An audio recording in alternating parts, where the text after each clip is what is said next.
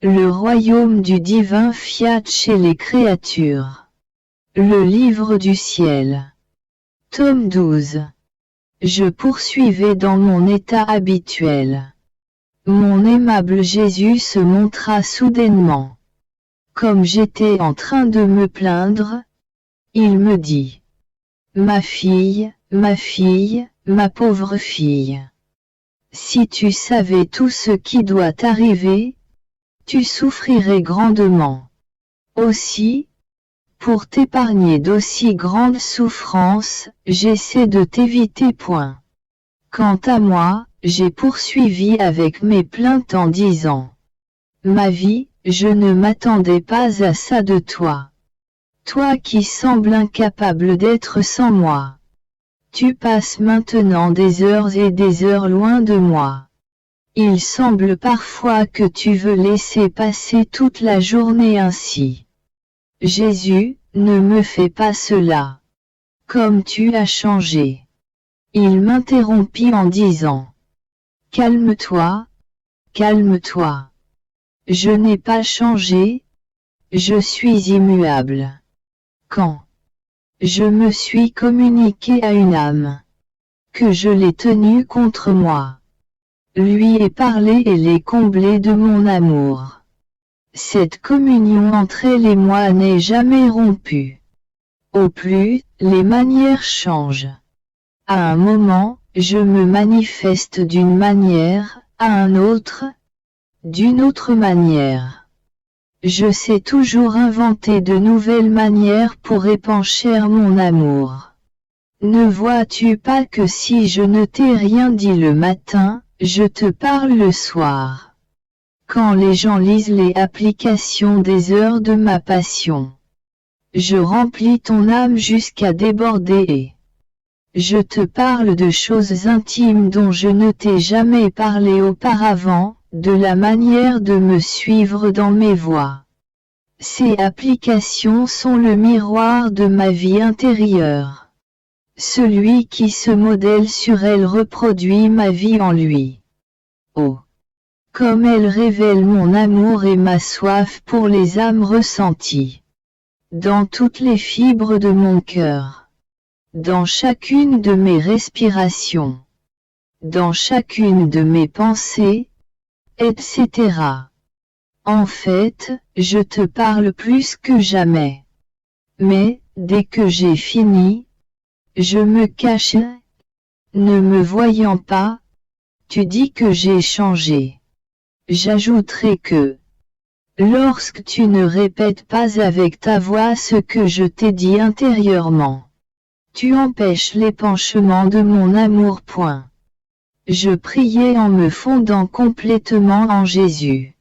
Je voulais avoir toutes les pensées de Jésus en mon pouvoir pour les déposer dans les pensées des créatures et ainsi réparer pour tout ce qui n'est pas selon son cœur dans leurs pensées, et ainsi de suite pour tout le reste.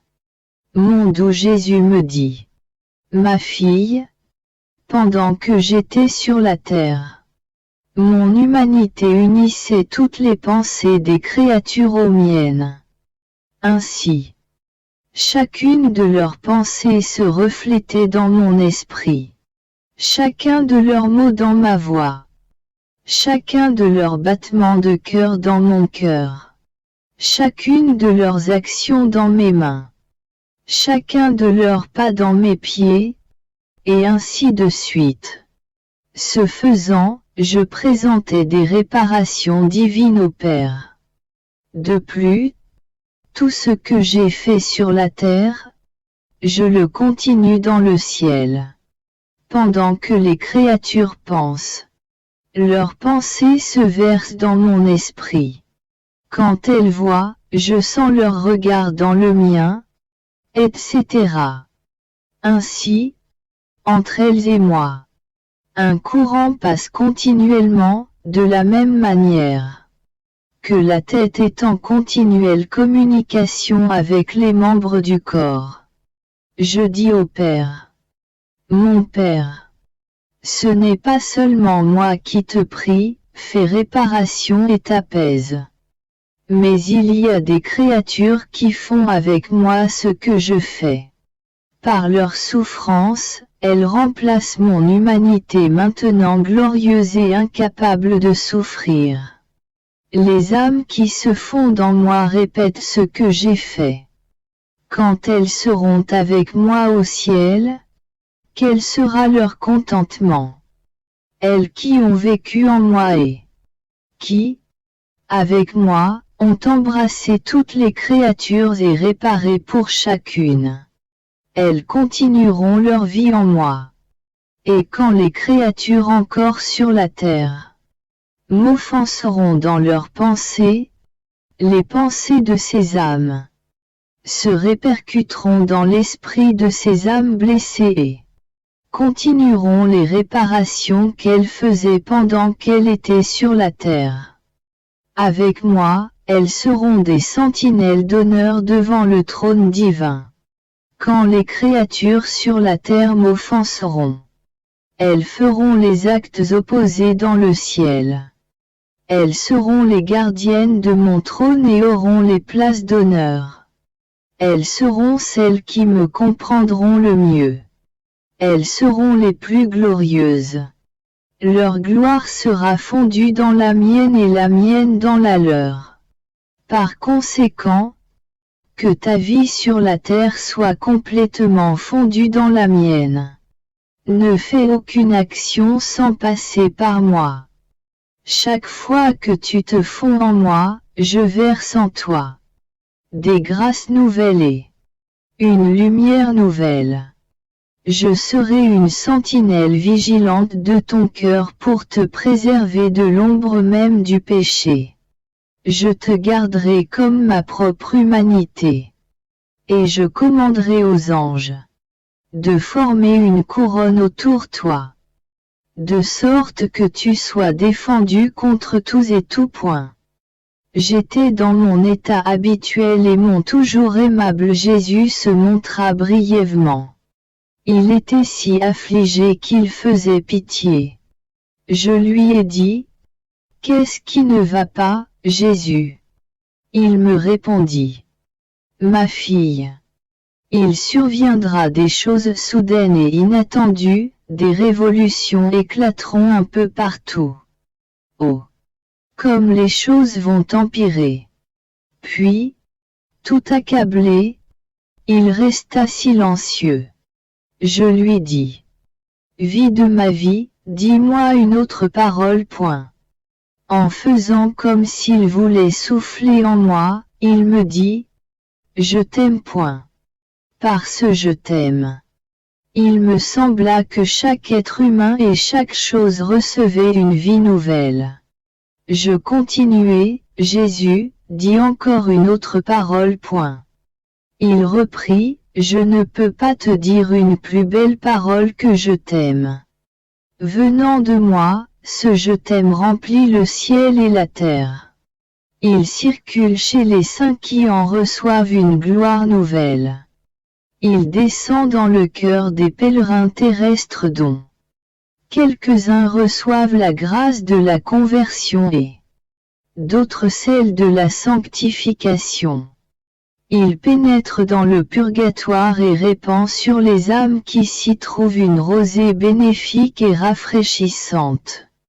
Même les éléments se sentent investis d'une vie nouvelle dans leur fécondité et leur croissance. Tous entendent le « Je t'aime » de ton Jésus.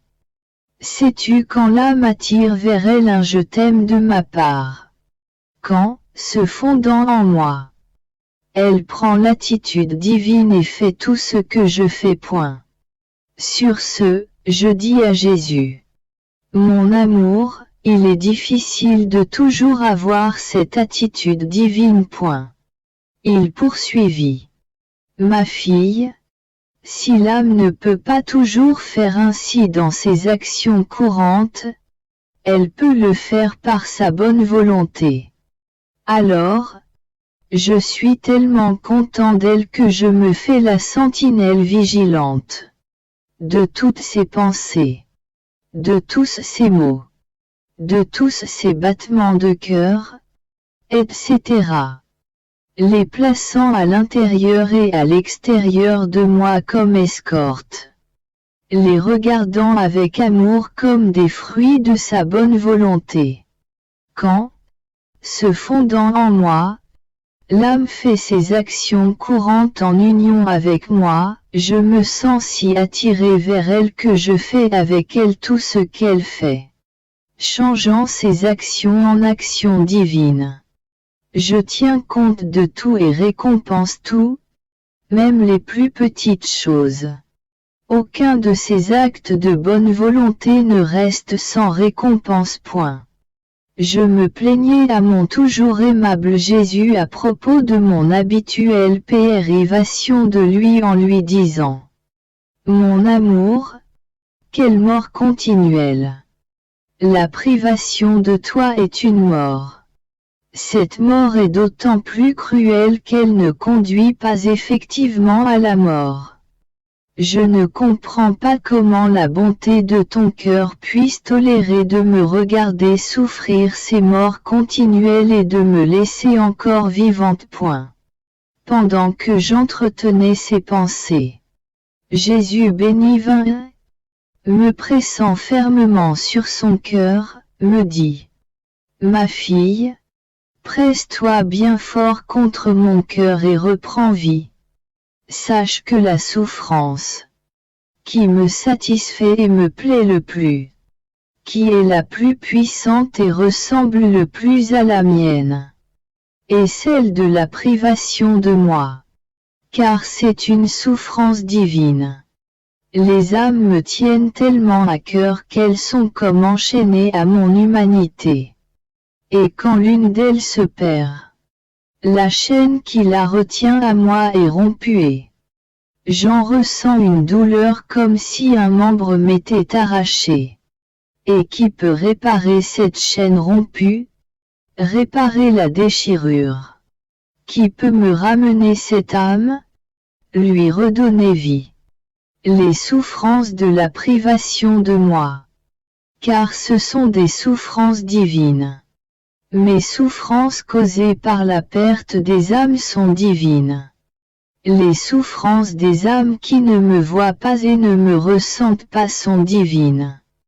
Ces deux espèces de souffrances divines se rencontrent, s'embrassent. Elles ont une telle puissance qu'elles peuvent prendre les âmes séparées de moi et les réunir de nouveau à mon humanité. Ma fille, est-ce que la privation de moi te coûte beaucoup? Si oui, ne rends pas inutile une souffrance d'un si grand prix. Puisque je te donne cette souffrance, ne la garde pas pour toi seul mais fais-la circuler chez les combattants, pour saisir les âmes au milieu de la bataille et les enfermer en moi. Que ta souffrance circule dans le monde entier pour sauver les âmes et me les rapporter toutes. Point. Me trouvant dans mon état habituel, mon toujours aimable Jésus vint. Comme je souffrais un peu, il me prit dans ses bras et me dit: Ma fille bien-aimée, ma chère petite fille, repose-toi en moi. Ne garde pas tes souffrances pour toi seul mais joins-les à ma croix comme escorte et soulagement à mes douleurs. Mes souffrances se joindront aux tiennes et te soutiendront. Nos souffrances brûleront dans un même feu. Je verrai tes souffrances comme si elles étaient miennes. Je leur donnerai les mêmes effets et la même valeur que les miennes quand j'étais sur la croix. Elles rempliront le même office devant mon Père pour les âmes. Mieux encore, viens toi-même sur la croix. Comme nous y serons heureux, même en souffrant. En fait, ce n'est pas la souffrance qui rend la créature malheureuse. Au contraire, souffrir la rend victorieuse, glorieuse, riche et belle. Elle devient malheureuse quand quelque chose manque à son amour. Unie à moi sur la croix, tu seras satisfaite en tout, par l'amour. tes souffrances seront amour, ta vie sera amour. Et, ainsi, tu seras heureuse. Je me fondais en mon doux Jésus afin de pouvoir me diffuser dans toutes les créatures et les fondre toutes en lui. Je voulais me tenir entre Jésus et les créatures pour qu'elles soient incapables d'offenser Jésus.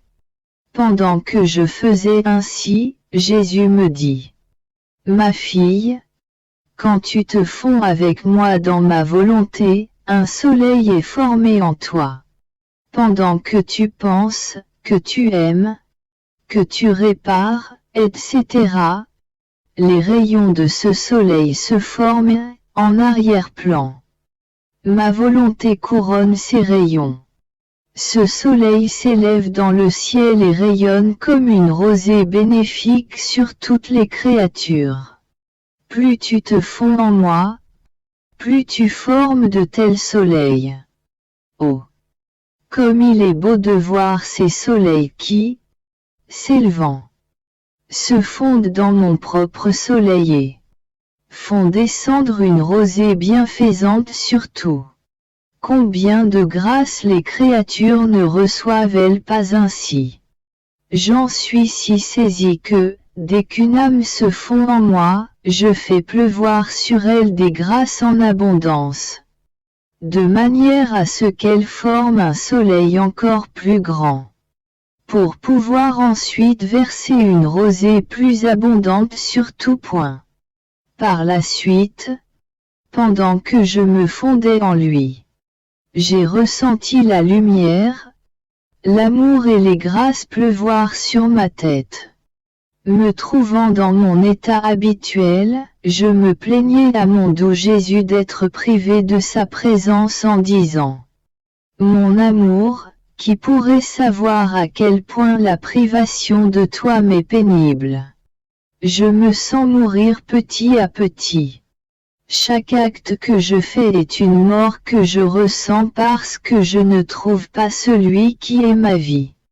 Mourir et vivre en même temps est plus cruel que la mort. C'est une double mort. Mon aimable Jésus vint et me dit: Ma fille, sois courageuse et ferme en tout.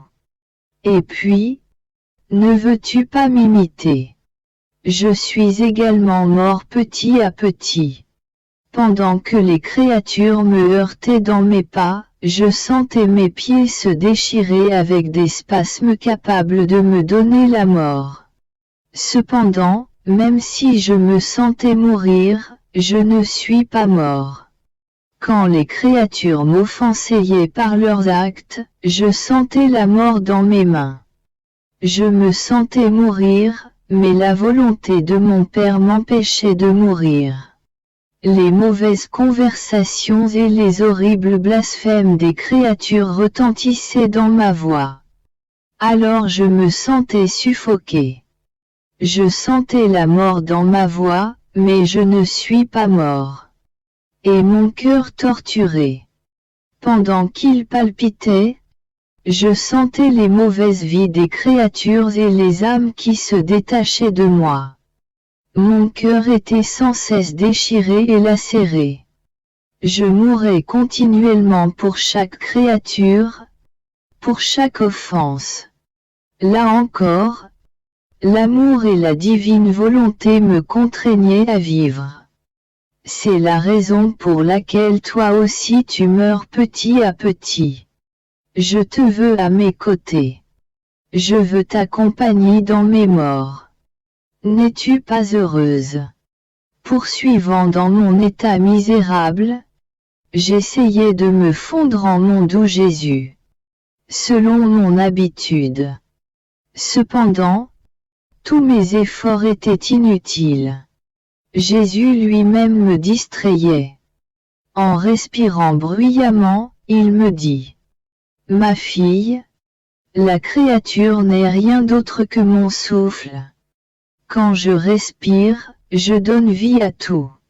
Toute vie est dans la respiration. Si la respiration manque, le cœur ne bat plus.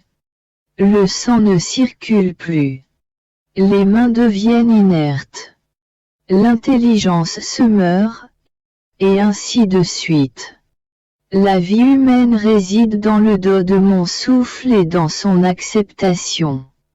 Cependant, alors que je donne vie et mouvement aux créatures, par mon saint souffle, par lequel je veux les sanctifier, les aimer, les embellir, les enrichir, etc.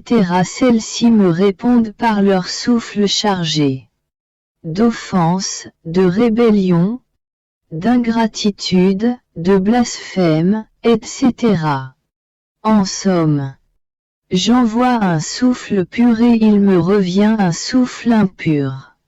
J'envoie un souffle de bénédictions et il me revient un souffle de malédiction. J'envoie un souffle d'amour et je reçois dans le plus profond de mon cœur un souffle d'offense. Mais mon amour me fait continuer d'envoyer mon souffle pour maintenir les machines de la vie humaine. Autrement, elle ne fonctionnerait plus et serait détruite. Ah! Ma fille, sais-tu comment la vie humaine est entretenue? Par mon souffle. Quand je trouve une âme qui m'aime, comme son souffle m'est doux, comme elle me réjouit, je me sens tout heureux. Entre elle et moi se répercutent des échos harmonieux. Cette âme est distincte de toutes les autres créatures et il en sera ainsi au ciel. Ma fille. Je ne pouvais contenir mon amour et je lui ai donné libre cours avec toi. Je n'ai pas été capable de me fondre en Jésus aujourd'hui, parce qu'il m'a tenu occupé par son souffle. Combien de choses j'ai comprises que je ne sais pas exprimer. Aussi, je m'arrête ici. Mon toujours aimable Jésus n'était pas venu et j'en étais très affligé. Pendant que je priais, la pensée suivante vint à mon esprit. T'est-il jamais venu à l'esprit que tu pourrais être damné? Vraiment, je ne pense jamais à ça. J'étais un peu étonné que cette pensée vienne à mon esprit. Mon bon Jésus, qui veille toujours sur moi, bougea en moi et me dit: Ma fille, cette pensée est une bizarrerie qui attriste grandement mon amour. Si une fille disait à son père: Je ne suis pas ta fille. Tu ne me donneras pas une part de ton héritage.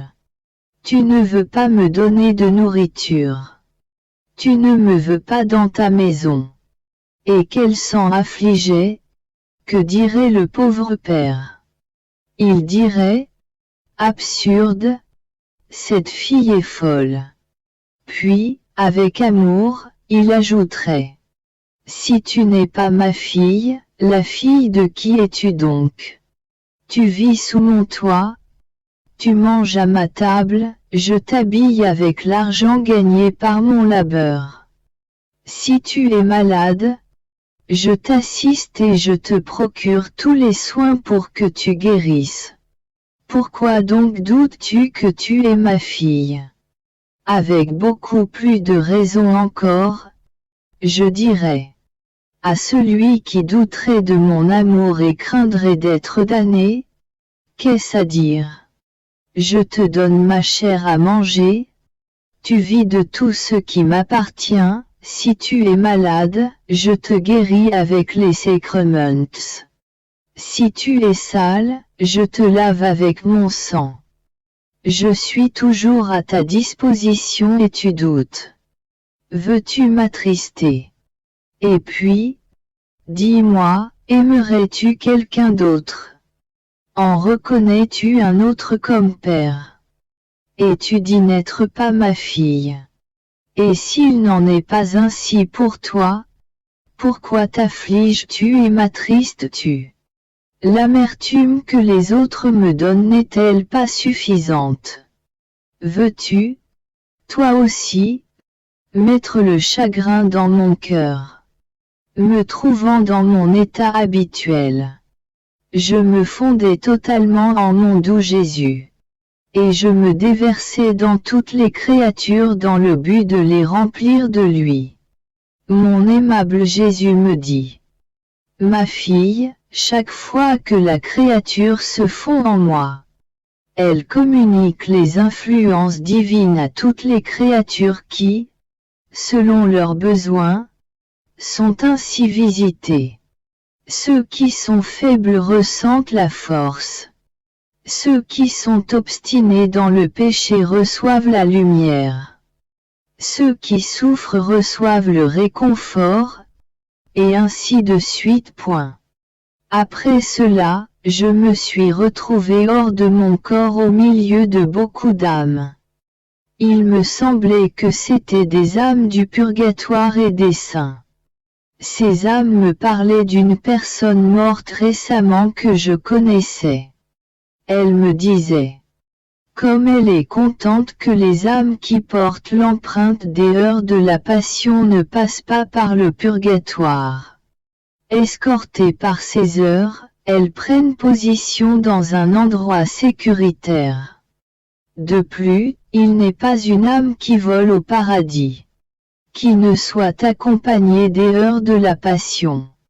Ces heures répandent continuellement la rosée du ciel sur la terre, dans le purgatoire et même dans le ciel. En entendant cela, je me disais: peut-être que pour tenir parole, à savoir que pour chaque mot des heures de la passion, Jésus sauverait une âme. Mon bien-aimé Jésus accorde qu'il n'y ait pas d'âme sauvée qui ne le soit par l'intermédiaire de ces heures. Après, je suis revenu dans mon corps. Ayant trouvé mon doux Jésus, je lui ai demandé si cela était vrai. Il me dit: ces heures mettent en harmonie le ciel et la terre et m'empêchent de détruire le monde. Je sens mon sang, mes plaies, mon amour et tout ce que j'ai fait, mis en circulation et se répandre surtout pour tout sauver. Quand on médite ces heures de la passion, je sens mon sang, mes plaies et mes anxiétés pour le salut des âmes mis en motion. Je sens ma vie se répéter. Comment les créatures peuvent-elles obtenir quelque bien si ce n'est par le truchement de ces heures? Pourquoi en doutes-tu? La chose n'est pas la tienne mais la mienne. Tu as été le faible instrument. Me trouvant dans mon état habituel, je me plaignais à propos de la privation de mon doux Jésus. Je lui disais: quelle séparation amère! Tout est fini pour moi. Je suis devenue la créature la plus malheureuse qui soit. M'interrompant, il me dit: ma fille, de quelle séparation parles-tu? L'âme est séparée de moi seulement quand elle permet à quelque chose qui ne m'appartient pas d'entrer en elle.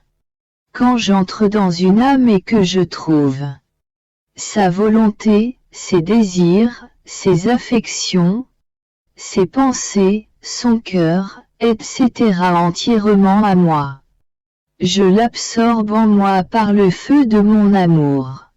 Je maintiens sa volonté fondue avec la mienne de telle manière que nous ne fassions qu'un. Je fonds ses affections, ses pensées et ses désirs dans les miens. Quand j'en ai formé un seul liquide, je le verse sur mon humanité comme une rosée céleste.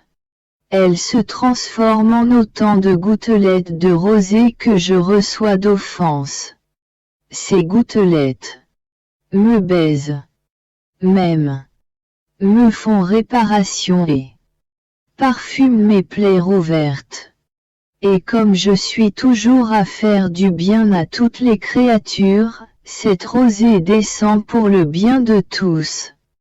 Mais si je trouve dans l'âme quelque chose qui ne m'appartient pas, je suis incapable de fondre ces choses avec les miennes. Seulement les choses similaires peuvent se fondre et avoir la même valeur. Si, dans l'âme, il y a du fer, des épines et des pierres, comment peuvent-elles se fondre ensemble? Il y a alors séparation, insatisfaction. Si rien de cela n'existe dans ton cœur, comment puis-je me séparer de toi? Poursuivant dans mon état habituel, j'implorais mon aimable Jésus de venir en moi pour aimer, prier et réparer à ma place. Étant donné mon incapacité de faire quoi que ce soit par moi-même, ému de compassion à cause de mon néant, mon doux Jésus vint en moi pour aimer, prier et réparer avec moi. Il me dit: ma fille, plus l'âme se dépouille d'elle-même, plus je la revêts de moi, plus elle croit qu'elle ne peut rien faire par elle-même, plus je travaille et fais tout en elle. Je ressens que mon amour, mes prières et mes réparations sont mis à contribution par elle. Et, pour mon honneur, je regarde ce qu'elle veut faire. Veut-elle aimer? Je viens et j'aime avec elle. Veut-elle prier? Je prie avec elle. En somme, son annihilation et son amour, qui sont miens, m'attachent à elle et m'oblige à faire avec elle ce qu'elle veut. Et je lui donne le mérite de mon amour, de mes prières et de mes réparations. Avec un immense contentement, je sens ma vie se répéter et je fais descendre les fruits de mes actes pour le bien de tous, parce qu'il ne s'agit pas de choses de la créature, cachées en moi, mais des miennes. Poursuivant dans mon état habituel, je souffrais quelque peu. En venant, mon adorable Jésus se plaça devant moi. Il me semblait y avoir plusieurs lignes de communication entre lui et moi. Il me dit: ma fille, chaque souffrance de l'âme est une communication additionnelle entre elle et moi. C'est que toutes les souffrances que la créature peut vivre ont été souffertes dans mon humanité et furent ainsi revêtues d'un caractère divin. Et puisque la créature ne peut pas les vivre toutes ensemble, ma bonté les lui communique peu à peu. À travers ces souffrances, l'union avec pour sang haut y grandit. Elle grandit non seulement à travers ses souffrances, mais aussi à travers tout ce que l'âme fait de bien. C'est ainsi que se développent des liens entre la créature et moi. Un autre jour, je pensais à la chance que d'autres âmes ont de pouvoir être devant le Saint-Sacrement pendant qu'à moi, pauvre petite chose, cela m'est refusé. Alors, mon Jésus béni me dit: ma fille, quiconque vit dans ma volonté, reste avec moi dans le tabernacle et prend part à mes souffrances provenant des froideurs, des irrévérences et de tout ce que les âmes font subir à ma présence sacramentelle. Quiconque vit dans ma volonté doit exceller en tout. Et la place d'honneur lui est réservée. Qui a le plus de profit? Celui qui est devant moi ou celui qui est avec moi? Pour celui qui vit dans ma volonté, je ne tolère même pas la distance d'un pas entre lui et moi, ni de différence entre nous dans la douleur ou la joie.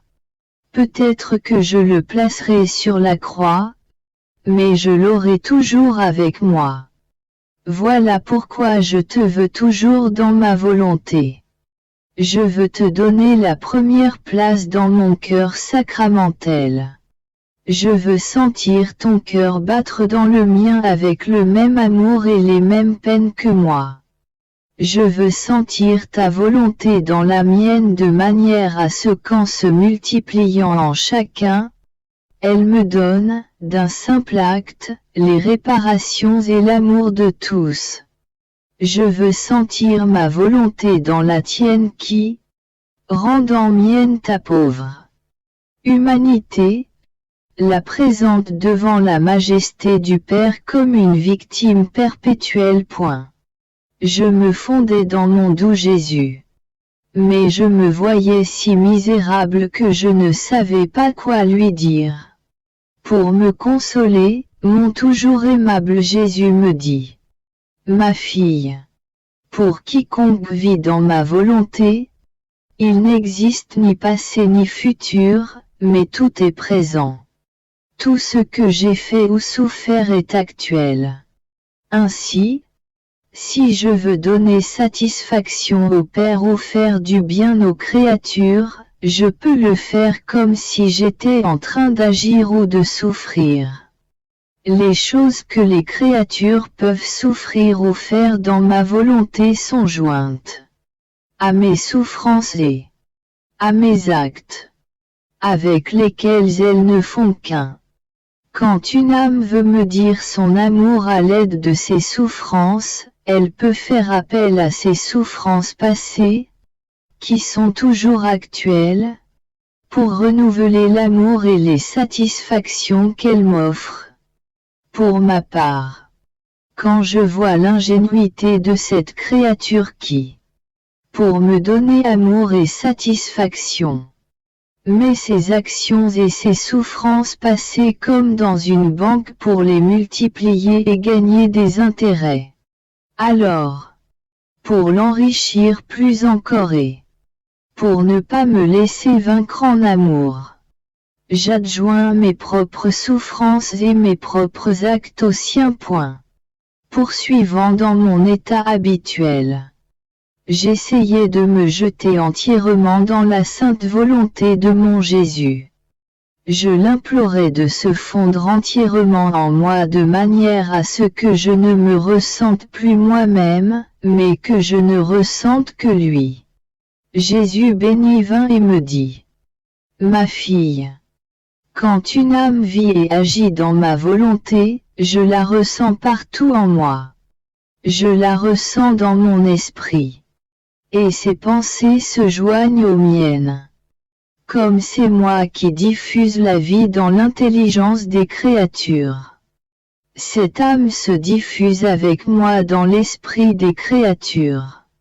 Quand elle voit que des créatures m'offensant, elle ressent ma peine. Je la ressens aussi dans les battements de mon cœur. En fait, je ressens un double battement dans mon cœur et, quand mon amour s'épanche dans les créatures, elle s'épanche avec moi. Si je ne suis pas aimé, elle m'aime pour chacun, elle me console. Dans mes désirs, je sens les désirs de cette âme, dans mes travaux, je sens les siens. Et ainsi de suite. En somme, on peut dire que cette âme vit à mes dépens. Je lui dis: Mon amour, tu peux tout faire par toi-même. Tu n'as pas du tout besoin des créatures. Pourquoi donc aimes-tu tant que les créatures vivent dans ta volonté? Il me répondit: Il est vrai que je n'ai besoin de rien ni de personne et que je peux tout faire par moi-même. Cependant, pour vivre, l'amour a besoin de débouchés. Prenons le soleil, il n'a pas besoin de lumière. Il se suffit à lui-même et procure ses bienfaits aux autres. Cependant, il existe aussi d'autres petites lumières. Et, sans s'arrêter au fait qu'il n'a pas besoin d'elles, il les veut en lui. Comme compagnes, comme débouchés à sa lumière afin d'agrandir leur petite lumière. Quel mal les petites lumières ne lui feraient-elles pas si elles refusaient sa lumière? Ah! Ma fille, quand la volonté est seule, elle est stérile. Quand l'amour est seul, il languit et dépérit. J'aime tant les créatures que je les veux unies à ma volonté pour les rendre fertiles et pour leur donner une vie d'amour. Ainsi, mon amour trouvera un débouché. J'ai fait les créatures seulement pour que mon amour trouve en elles une issue et pour rien d'autre point.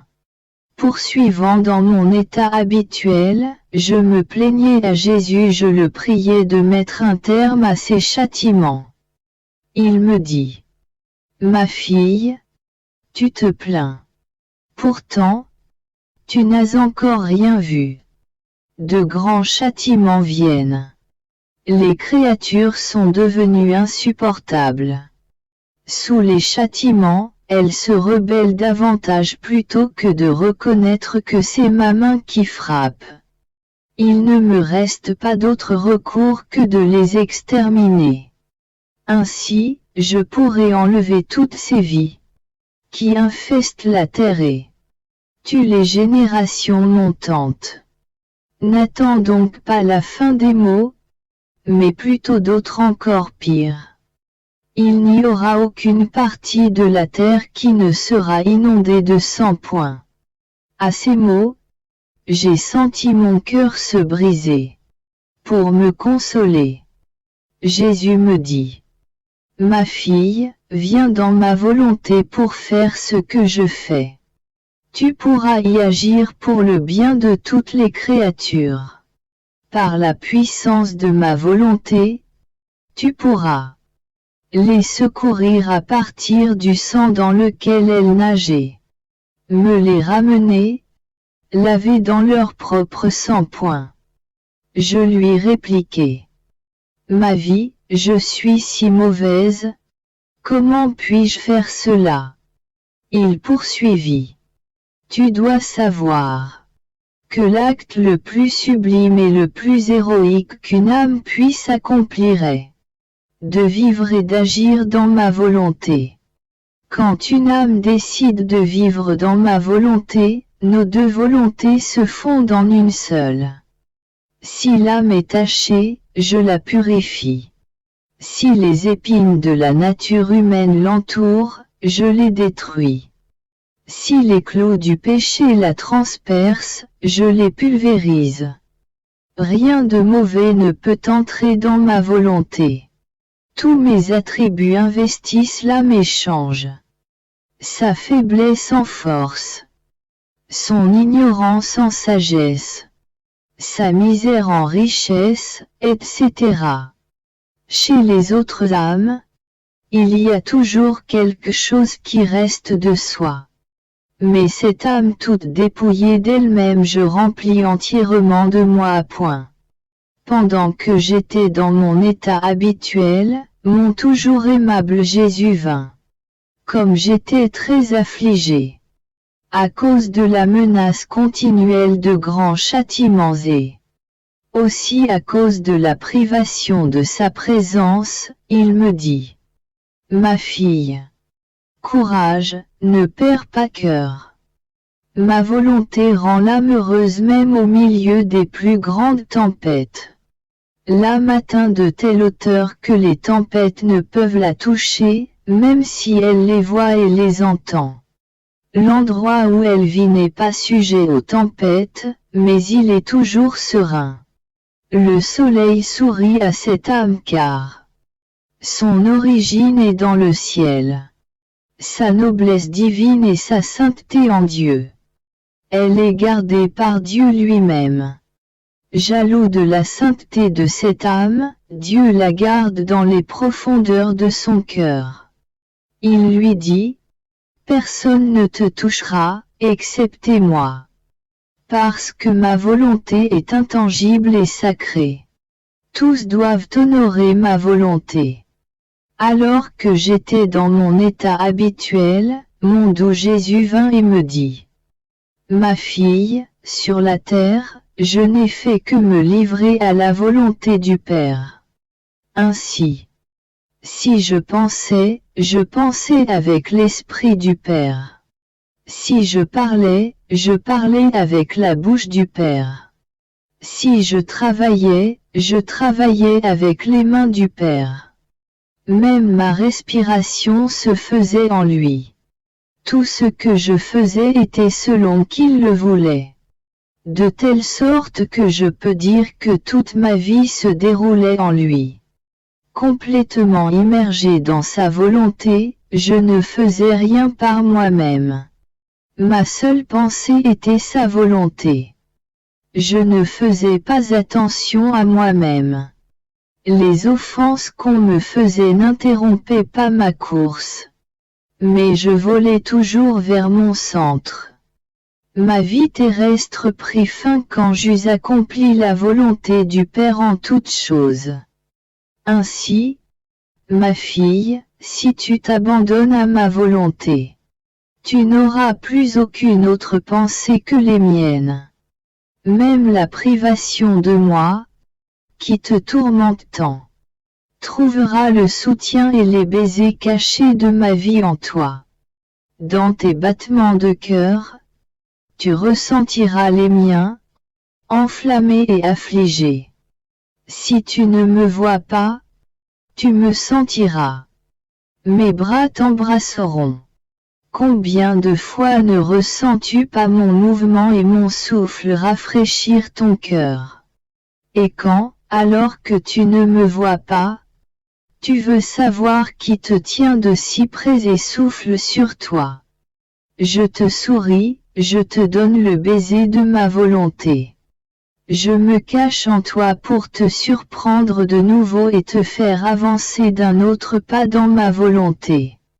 Ainsi, ne me chagrine pas en t'affligeant, mais laisse-moi agir. Puisse l'envol de ma volonté ne jamais cesser en toi. Autrement, tu obstrueras ma vie en toi. Si je ne rencontre aucun obstacle, je fais croître ma vie en toi et je la développe comme je veux. Point. Ceci dit, par obéissance, je dois dire quelques mots sur la différence entre vivre résigné à la divine volonté et vivre dans la divine volonté. Selon ma pauvre opinion, vivre résigné à la divine volonté, c'est se résigner en tout à la volonté de Dieu. Autant dans la prospérité que dans l'adversité. Voyant en toutes choses le règne de Dieu sur sa création, suivant lequel pas même un cheveu ne peut tomber de notre tête, sans la permission du Créateur. L'âme se comporte comme un bon fils, qui va où son père veut qu'il aille, qui souffre ce que son père veut qu'il souffre. Être riche ou pauvre lui est indifférent. Il est content de ne faire que ce que veut son père. S'il reçoit l'ordre d'aller quelque part pour s'occuper d'une affaire, il y va simplement parce que son père le veut. Cependant, ce faisant, il se rafraîchit.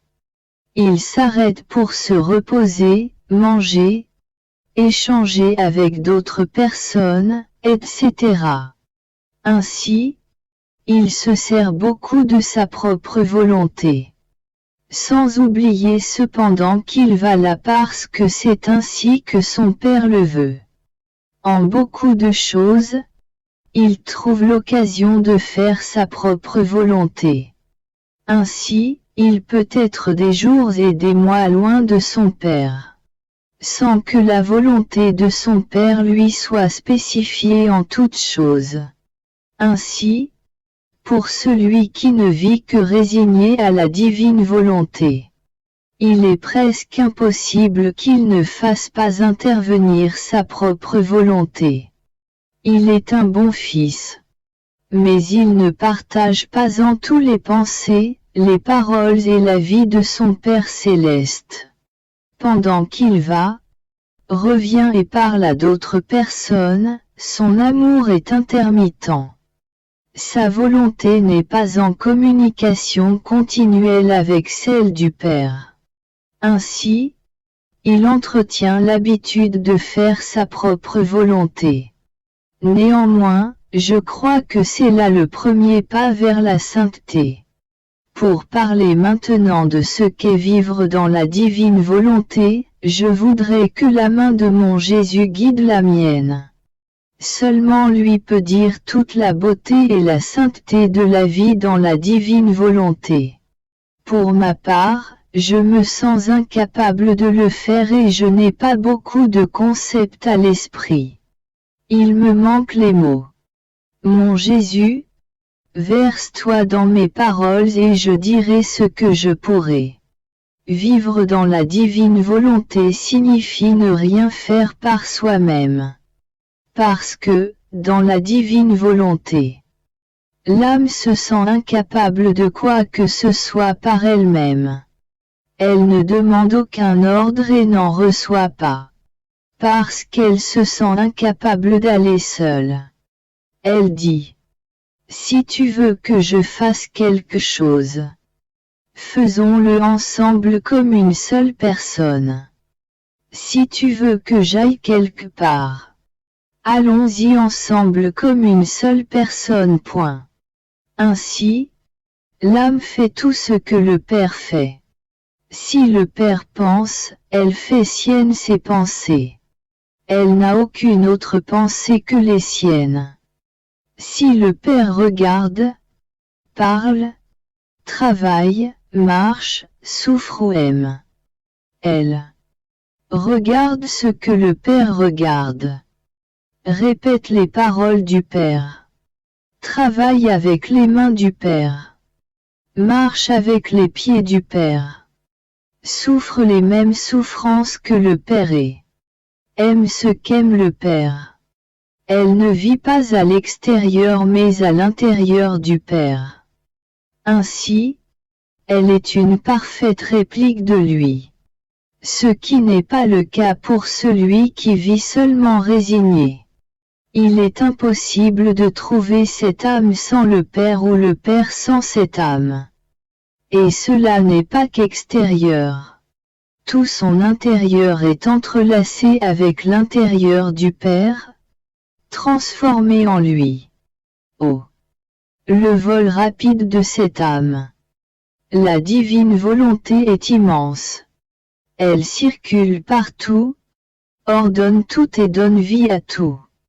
L'âme qui s'immerge dans cette immensité vole vers tout, revigore tout et aime tout. Elle agit et aime comme Jésus, ce que ne peut faire l'âme qui est seulement résignée. Pour l'âme qui vit dans la divine volonté, il est impossible de faire quoi que ce soit par elle-même. Ses travaux humains, même saints, lui donnent la nausée. Parce que les choses de la divine volonté, même les plus petites, ont un aspect différent. Elle acquiert une noblesse divine, une splendeur divinée, une sainteté divine, également une puissance divinée, une beauté divine.